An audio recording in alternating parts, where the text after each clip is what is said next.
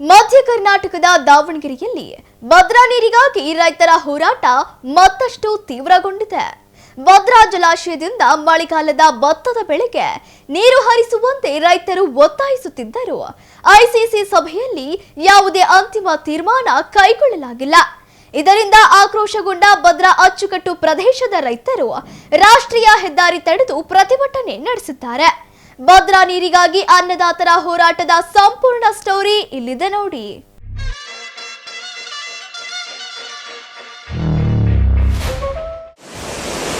ದಾವಣಗೆರೆ ಹಾಗೂ ಹರಿಹರ ಭಾಗದಲ್ಲಿ ಭದ್ರಾ ನೀರಿಗಾಗಿ ರೈತರ ಆಕ್ರೋಶ.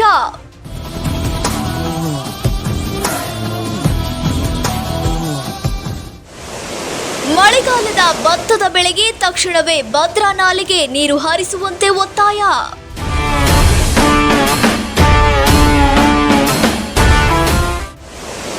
ಭಾರತೀಯ ರೈತ ಒಕ್ಕೂಟದ ವತಿಯಿಂದ ಹರಿಹರ ಬಳಿ ರಾಷ್ಟ್ರೀಯ ಹೆದ್ದಾರಿ ಬಂದ್.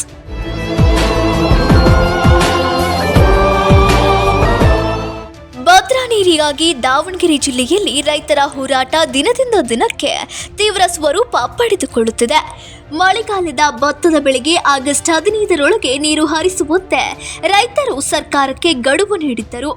ನೀರು ಹರಿಸದಿದ್ದರೆ ದಾವಣಗೆರೆ ಬಂದ್ ಹಾಗೂ ಹೆದ್ದಾರಿ ತಡೆ ಮಾಡುವುದಾಗಿ ಎಚ್ಚರಿಸಿದ್ದರು.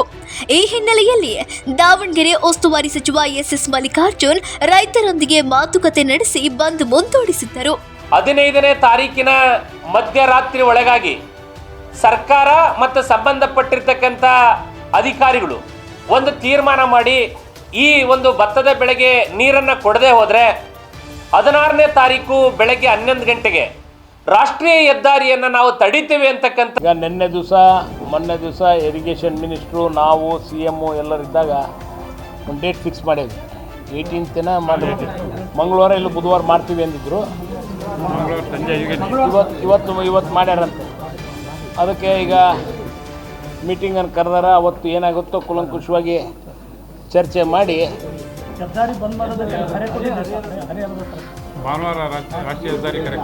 ಅಲ್ಲ ಈಗ ಎಲ್ಲವೂ ಕುಲಂಕುಷವಾಗಿ ಪರಿಶೀಲನೆ ಮಾಡಿ ಹಿಂದೆ ಯಾವ ರೀತಿ ಇತ್ತು, ಎಷ್ಟು ಅಡಿ ಇತ್ತು, ಯಾವ ರೀತಿ ನಾವು ನೀರು ಕೊಟ್ಟಿದ್ವಿ, ಎಲ್ಲವೂ ಚರ್ಚೆ ಆಗ್ತೈತಿ.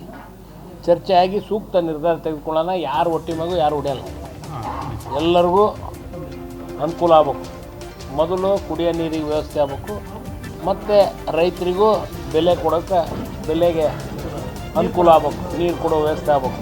ಆ ರೀತಿ ಏನಾಗಬೇಕು ಅದ್ರಿಗೆ ಅವ್ರ ಹತ್ರ ಏನೇನು ಸ್ಟ್ಯಾಟಿಸ್ಟಿಕ್ಸ್ ಐತೆ ಎಲ್ಲವೂ ತಿಳ್ಕೊಂಡು ಚರ್ಚೆ ಮಾಡೋಣ, ಮಾಡಿ ಆಮೇಲೆ ಒಂದು ಸೂಕ್ತ ನಿರ್ಧಾರ ತೆಗೆದುಕೊಳ್ಳೋಣ.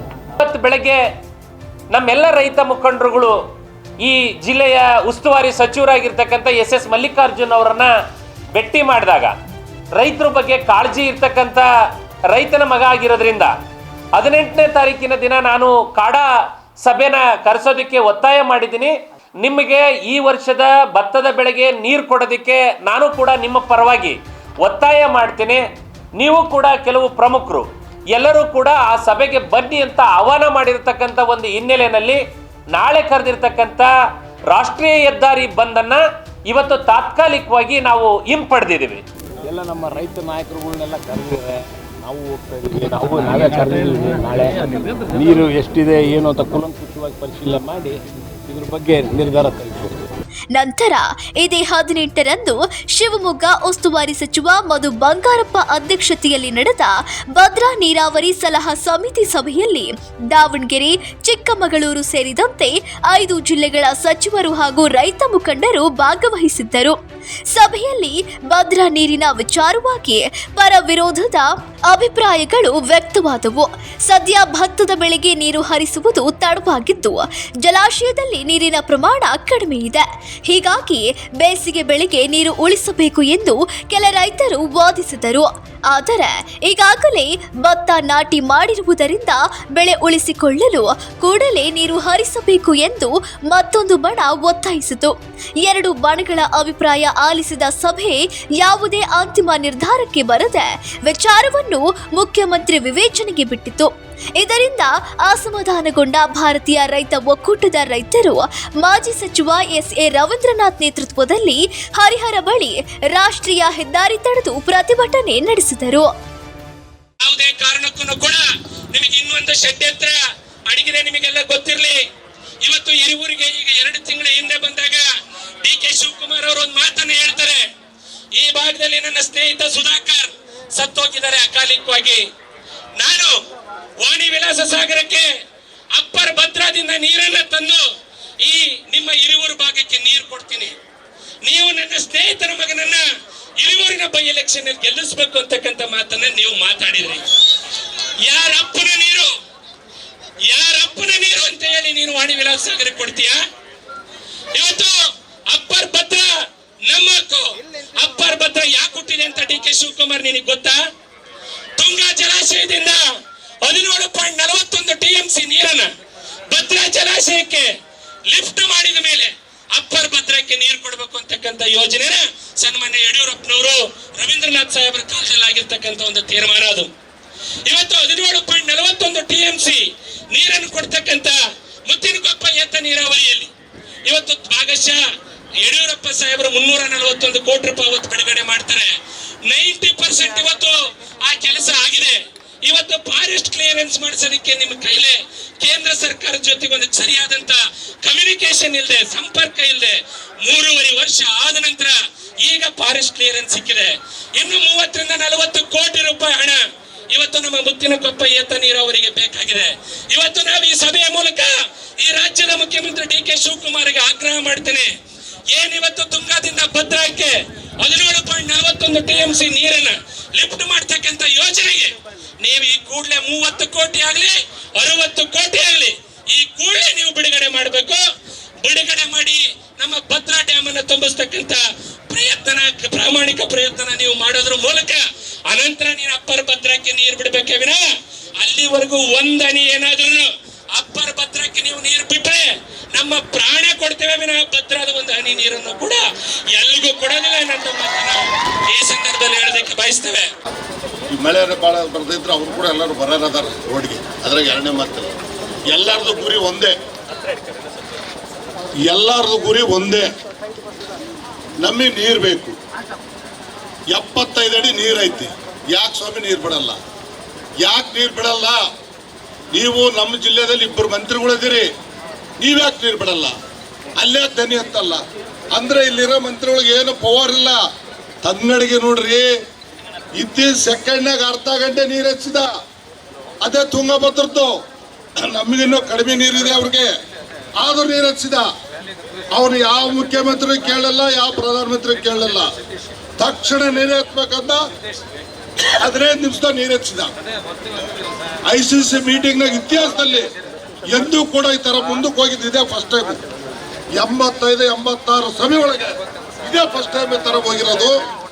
ಅದರ ಮೇಲೆ ಈ ಸಲ ಹೆದ್ದಾರಿ ತಡೆಗೂ ಮುನ್ನ ರೈತ ಮುಖಂಡರು ಸಭೆ ನಡೆಸಿ ತಕ್ಷಣ ಭದ್ರಾ ನಾಲೆಗಳಿಗೆ ನೀರು ಹರಿಸುವಂತೆ ಎಸಿ ಸಂತೋಷ್ ಕುಮಾರ್ ಅವರಿಗೆ ಮನವಿ ಸಲ್ಲಿಸಿದರು.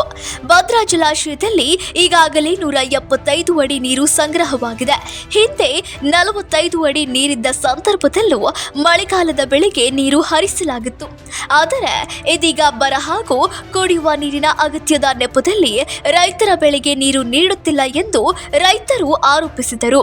ಈಗ ನೀರು ಹರಿಸದಿದ್ದರೆ ಭತ್ತದ ಬೆಳೆ ಮಾತ್ರವಲ್ಲ, ಮುಂದಿನ ಬೆಳೆಗಳಿಗೂ ತೊಂದರೆಯಾಗಲಿದೆ. ಹೀಗಾಗಿ ಸರ್ಕಾರ ಕೂಡಲೇ ನಿರ್ಧಾರ ಕೈಗೊಂಡು ನಾಲೆಗಳಿಗೆ ನೀರು ಹರಿಸಬೇಕು. ಇಲ್ಲವಾದರೆ ದಾವಣಗೆರೆ ಬಂದ್ ಸೇರಿದಂತೆ ಮತ್ತಷ್ಟು ಉಗ್ರ ಹೋರಾಟ ನಡೆಸುವುದಾಗಿ ರೈತರು ಎಚ್ಚರಿಕೆ ನೀಡಿದ್ದಾರೆ. ಈಗ ನಾವು 18ನೇ ತಾರೀಕೆ ಸ್ಟ್ರೈಕ್ ಮಾಡ್ಬೇಕಂತ ಹೊಂಟಿದ್ವಿ. ಅವಾಗ ನಮ್ಮ ಜಿಲ್ಲಾ 16ನೇ ತಾರೀಕು ಸ್ಟ್ರೈಕ್ ಮಾಡ್ಬೇಕಂತ ನಾವು ಹೊರಟಾಗ ಜಿಲ್ಲಾ ಮಂತ್ರಿಗಳು ಬೇಡ, ನಾನು ಮೀಟಿಂಗ್ನಲ್ಲಿ ಅದನ್ನ ನೀರು ಎತ್ತಕ್ಕೆ ವ್ಯವಸ್ಥೆ ಮಾಡ್ತೀನಿ, ನೀವು ಸ್ಟ್ರೈಕನ್ನು ಮಾಡಬೇಡ್ರಿ, ಕೊಡಲಿದ ಮೇಲೆ ನೀವು ಸ್ಟ್ರೈಕ್ ಮಾಡಂತ್ರಿ ಅಂತ ಹೇಳಿದರು. 18ನೇ ತಾರೀಕು ಅವ್ರು ಮೀಟಿಂಗ್ ಮಾಡಿದ್ರು ಕೂಡ ಯಾವುದೇ ಒಂದು ಇದಕ್ಕೆ ನಿರ್ಧಾರಕ್ಕೂ ಬರಲಿಲ್ಲ. ಇಲ್ಲಿವರೆಗೆ ನಾವು ಬಿಡ್ತೇವೆ ಅಂತಲೂ ಹೇಳಂಗಿಲ್ಲ, ಬಿಡಲ್ಲ ಅಂತಲೂ ಹೇಳಲ್ಲ. ಅದಕ್ಕಾಗಿ ನಾವು ಒಂದು ತೀರ್ಮಾನ ಮಾಡಿ ಈ ಒಂದು ರಸ್ತೆ ಹೆದ್ದಾರಿಯನ್ನು ತಡಿಬೇಕಂತ ಹೇಳಿ ಎಲ್ಲ ರೈತರಿಗೂ ಕರೆ ಕೊಟ್ಟು ನಾವೊಂದು ಈಗ ರಸ್ತೆಯನ್ನು ತಡೆದ್ವಿ. ಈಗ ಪೊಲೀಸ್ನವರು ನಮ್ಮನ್ನೆಲ್ಲ ಸ್ವಲ್ಪ ಜನ ಕರ್ಕೊಂಡು ಹೋಗಿದ್ದಾರೆ, ಇನ್ನೂ ಎಷ್ಟು ಜನ ಕರ್ಕೊಂಡು ಹೋಗ್ತಾರೆ ಹೋಗಲಿ. ನಾವಂತೂ ಈ ಸ್ಟ್ರೈಕನ್ನು ಮುಂದೆ ಈಗ ಸೋಮವಾರ ದಿವಸ ಮತ್ತು ದಾವಣಗೆರೆ ಬಂದ್ ಮಾಡ್ತೇವೆ, ಮಂಗಳವಾರ ಹರಿಹರ ಬಂದ್ ಮಾಡ್ತೇವೆ. ಹೀಗೆ ನಮ್ಮ ಹೋರಾಟ ಇನ್ನೂ ನಿರಂತರವಾಗಿ ಇರ್ತೈತಿ. CM ಸಿಗ್ತಾ ಇಲ್ಲ. CM ಅವ್ರೇನೋ ಬೇರೆ ಬೇರೆ ಊರಿಗೆ ದೇಶಗಳಿಗೆ ಹೋಗ್ತಾ ಇದ್ದಾರೆ. ಅವ್ರು ಇಲ್ಲಿವರೆಗೆ ಆದರೂ 18ನೇ ತಾರೀಕಿಂದ ಇಲ್ಲಿವರೆಗೆ ಯಾವುದೇ ಸುದ್ದಿ ಇಲ್ಲ. ನಮಗೆ ಏನು ಅಂತಲೂ ಹೇಳ್ತಾ ಇಲ್ಲ, ನೀರು ಬಿಡ್ತೇವೆ ಅಂತಲೂ ಹೇಳಿಲ್ಲ, ಬಿಡಲ್ಲ ಅಂತಲೂ ಹೇಳಿಲ್ಲ. ಹಾಗಾಗಿ ಈ ಹೋರಾಟ ತೀವ್ರವಾಗಿ ಹೋರಾಟವನ್ನು ಇನ್ನೂ ಮುಂದುವರ್ಸ್ಕೊಂಡು ಹೋಗ್ತಾ ಇದ್ದೀವಿ. ಅವ್ರು ನೀರು ಬಿಡೋವರೆಗೂ ಈ ಹೋರಾಟ ನಿಲ್ಲಲ್ಲ ಅಂತ ನಮ್ಮ ನಿರಂತರವಾಗಿ ಮಾಡ್ತೀವಿ. ನಾಲುವೆಯ ನೀರ ಹೋರಾಟಕ್ಕೆ 16ನೇ ತಾರೀಕು ನಾವು ಕರೆ ಕೊಟ್ಟಿದ್ವಿ. ಕಾರಣ 18ನೇ ತಾರೀಕು ನಮ್ಮ ಜಿಲ್ಲಾ ಮಂತ್ರಿಗಳು ನಾವು ಮೀಟಿಂಗ್ ಮಾಡಿ ನೀರು ಬಿಡಿಸ್ತೇವಂತ ಹೇಳಿದರು. ಬರೀ ಶುಭ ಹೇಳ್ತಾರೆ. 18ನೇ ತಾರೀಕು ಕಾಡಾ ಸಮಿತಿ ಮೀಟಿಂಗ್ ಮಾಡಿದ್ದಾರೆ, ನಾವು ಮುಖ್ಯಮಂತ್ರಿಗಳಿಗೆ ಗಮನಕ್ಕೆ ತಂದು ಬಿಡ್ತೇವೆ ಅಂತಾರೆ. ಇದು ಎಲ್ಲ ಯಾವುದು ಶೋಭೆ ಥರ ವ್ಯವಹಾರ ಅಲ್ಲ. ಆದರೆ ತುಂಗಭದ್ರಾ ಡ್ಯಾಮ್ನಿಂದ ಇವರು ಯಾರು ಶಿವರಾಜ್ ತಂಗಡಿಗೆ ಮೀಟಿಂಗ್ ಕರೆದು ಆ ಕ್ಷಣದಲ್ಲೇ ನೀರು ಬಿಡಿಸಿದ್ದಾರೆ. ಇವತ್ತು ಕೂಡ ನಮ್ಮ ಡ್ಯಾಮ್ನಲ್ಲಿ 175 ಅಡಿ ನೀರಿದೆ, 58 TMC ನೀರಿದೆ. ಇವ್ರು ನೀರು ಕೊಡ್ಸೋಕೆ ತಾರತಮ್ಯ ಮಾಡ್ತಾಯಿದ್ದಾರೆ ನಮ್ಮ ಜಿಲ್ಲಾ ಮಂತ್ರಿ ಮಧು ಬಂಗಾರಪ್ಪರು. ಇವ್ರಿಗೆ ಮುಖ್ಯಮಂತ್ರಿ ಬೇಕಾಗಿಲ್ಲ, ಇವೆರಡು ಜಿಲ್ಲಾ ಮಂತ್ರಿಗಳು ಕೂಡಿ ಒಂದು ಡಿಸಿಷನ್ ತಗೊಂಡ್ರೆ ಸಾಯಂಕಾಲನೇ ನೀರು ಬಿಡಿಸ್ಬೋದು. ನೀರಿಂದಂತೂ ಅಭಾವಿಲ್ಲ. ಯಾಕೆ ರೈತರ ಮೇಲೆ ಹೊಟ್ಟೆ ಮೇಲೆ ಹೊಡಿತಾರೋ ಗೊತ್ತಿಲ್ಲ. ಈ ರೈತರ ಮೇಲೆ ಹೊಟ್ಟೆ ಹೊಡೆದರು ಈ ರಾಜ್ಯದಲ್ಲಿ ಅನೇಕ ಜನ ಅವ್ರ ಮಕ್ಕಳಿಗೆ ಅರ್ಧ ಎಕರೆ ಹೊಲ ಉಳಿದಿಲ್ಲ. ಇವರು ಈ ಥರ ಮಾಡಿದರೆ ಇವರು ಏನಾಗುತ್ತಾರೋ ಗೊತ್ತಿಲ್ಲ ಮುಂದೆ. ನಮ್ಮ ರೈತರಿಗೆ ನೀರು ಕೊಡ್ರಿ, ಭತ್ತಕ್ಕೆ ಬೆಳೆಯೋಕೆ ನೀರು ಕೊಡ್ರಿ ಅಂತ ಹೇಳ್ತವೆ. ದಾವಣಗೆರೆ ಉಸ್ತುವಾರಿ ಸಚಿವರು ಮಲ್ಲಣ್ಣರು ಈ ಬಗ್ಗೆ ಗಮನ ಹರಿಸ್ತಾ ಇಲ್ಲ. ಅವ್ರಿಗೆ ಆಸಕ್ತಿ ಇದ್ದಂಗೆ ಕಾಣಲ್ಲ ಅನಿಸ್ತೈತಿ.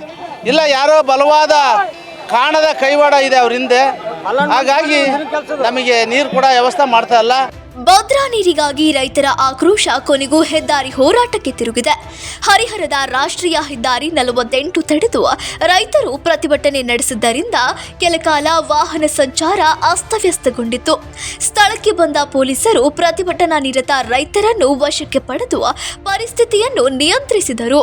ಆದರೆ ಭತ್ತದ ಬೆಳೆಗೆ ನೀರು ಹರಿಸುವವರೆಗೂ ಹೋರಾಟ ನಿಲ್ಲಿಸುವುದಿಲ್ಲ ಎಂದು ರೈತರು ಸ್ಪಷ್ಟಪಡಿಸಿದ್ದಾರೆ.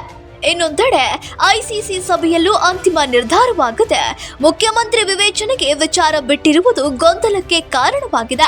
ಸಾವಿರಾರು ಎಕರೆ ಪ್ರದೇಶದಲ್ಲಿ ಭತ್ತ ನಾಟಿ ಮಾಡಿರುವ ರೈತರ ಬೆಳೆ ಉಳಿಸಲು ಸರ್ಕಾರ ನೀರು ಹರಿಸುತ್ತಾ ಅಥವಾ ಬೇಸಿಗೆ ಬೆಳೆಗೆ ನೀರು ಕಾಯ್ದಿರಿಸುತ್ತಾ ಎಂಬುದೇ ಈಗ ಕುತೂಹಲ ಮೂಡಿಸಿದೆ. ಕ್ಯಾಮರಾಮ್ಯಾನ್ ರಾಕೇಶ್ ಜೊತೆ ಅಣ್ಣೀಶ್ಯಾಮ್, ದಾವಣಗೆರೆ.